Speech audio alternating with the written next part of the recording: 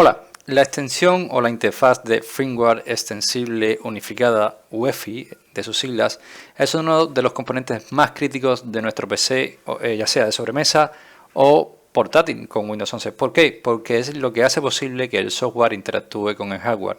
En pocas palabras, el firmware UEFI indica al sistema que realice funciones esenciales como el inicio y también encuentra y configura el hardware como su procesador, memoria, disco duro y otros para que tenga un correcto funcionamiento.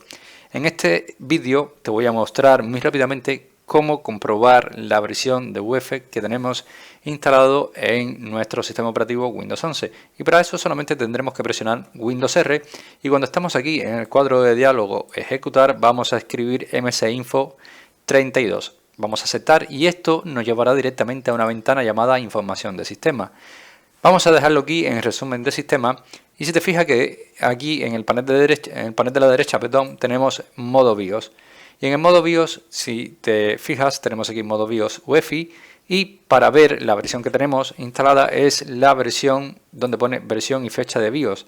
Es American Migratories INC, lunes 10 de julio de 2017. Así que de esta manera es como podemos comprobar la fecha y la versión de nuestro UEFI en Windows 11. Espero que este vídeo te haya gustado, te haya ayudado, y si es así, como siempre te digo, te invito a que me dejes tu like, suscríbete a nuestro canal y por supuesto nos vemos en un siguiente vídeo.